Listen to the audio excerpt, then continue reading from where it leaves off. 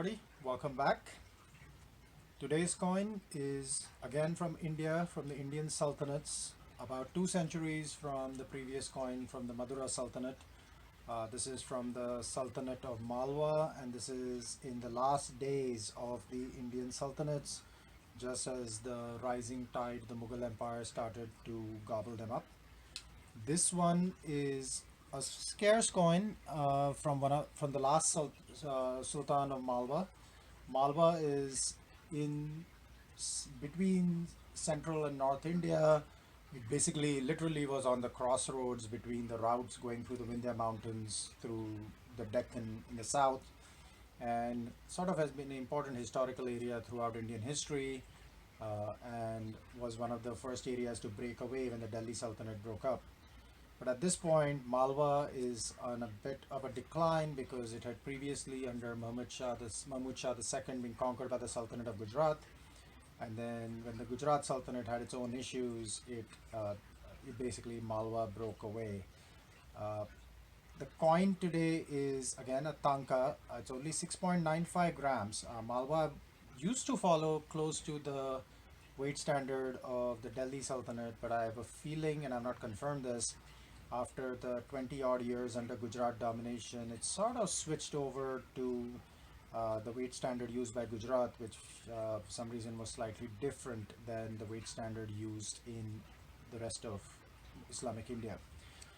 This is a coin, as I said, of the last Sultan of Malwa, Baz Bahadur, who is a very prominent figure in Indian history, partly because of the romance, the tragic romance of him and his wife, the former shepherdess Rupmati. Baz Bahadur ruled from 1554 to 1560, which is about 962 to 968 in the Islamic era. These coins are a little difficult because they start showing you a problem that's going to become even more acute with Mughal coins. Is the die used to stamp these coins is much bigger than the flan. So what you have is you have a partial legend, and again, I'm not confirmed this, but I have a feeling he pretty much used the same die on his almost all his coins, because the legends seem to be fairly similar on his double tankas, which are really rare and will go into 5 digits to acquire, 4 or 5 digits to acquire, and even like his half tankas, which are like half this size. So the legend actually follows a very similar pattern to the old traditional style of Islamic coinage, where you had the Muslim kalima on one side and the name of the ruler on the other. And here, this is the obverse, and generally in Islamic coins, you have the kalima is generally by the protocol considered the obverse. La ilah, Allah, Allah, Muhammad, Rasul, Allah. There is no God but Allah, and Muhammad is his prophet. And here you can see part of the legend here if you know what you're looking for. So that, I think, is the S. So that's going to Rasul and Allah. And you can see part of the legend above. But as I said, most of this legend is, half this legend is off the coin. So you really need the books to help you figure out what the legend is. I don't have the Quran Goenka book yet, work in progress, but this one has the Mitchiner World of Islam site 2966. Switching it over, on the reverse you get again the ruler's site. Again, the die axis is not exact. Now here it gets confusing, because it's even more annoying because his name is actually off the coin. So he appears to use the whole grandiose title Abul Muzaffar, Baz Bahadur, Shah Sultan, and then with the Arabic phrase khallada, Allah, mulkahu, sultanahu. So basically refers to Baz Bahadur, Shah, so the Sultan, and the last part, khallada, Allah, mulkahu, sultanahu, is basically may God, may his kingdom and sultanate last. So here again you can see part of it. You can see part of the Shah Sultan legend over here, and then this is the next part, the Khalada Allah mulkahu legend here, And then here this little bee-like thing, and this is again, I was not sure whether the Wa Sultanahu was part of the legend. Mitchiner in his book doesn't actually put it there, but you can sort of see the T for Sultanahu there. So that is the full legend, and it's more visible obviously on the double tanka because that is the full flan. And just comparing this to our old friend George. So let's see, I might have to zoom out a bit. There we go. And you can see it's not as small as the Sri Kshetra coin, but it's still smaller than a typical quarter.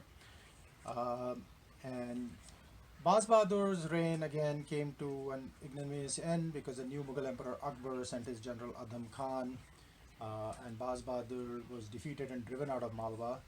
And Roopmati, I mentioned the romance, tragically committed suicide to avoid the advances of Adam Khan. Adam Khan himself would later come to a sticky end where Akbar, tired of his corruption, and then open assassination of his prime minister and had him executed by literally tossing him from a tower. Baz Bahadur himself briefly made a comeback and recovered Malwa only to be driven out. And then he spent years as a refugee in the Rajput courts before finally throwing himself on the mercy of Akbar.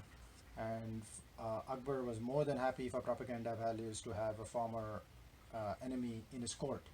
And so Baz Bahadur, even the poor Roopmati had died years ago, Baz Bahadur eventually died peacefully and prosperously as a pensioned off courtier of Akbar, who really faced no particular threat from him in the future.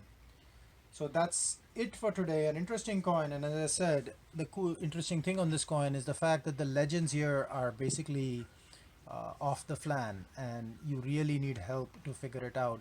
As I said, you can see some of the legend, the Rasul, Allah, and in here, and but this is where having resources, online resources, Zeno.ru for Oriental coins, or just googling the name for his coins helps to figure out what's on there. Well, there was a lot more to talk about this coin today, so this video is a little longer than usual. As usual, if you like, please hit subscribe, hit the bell icon, and we shall see you soon. Take care.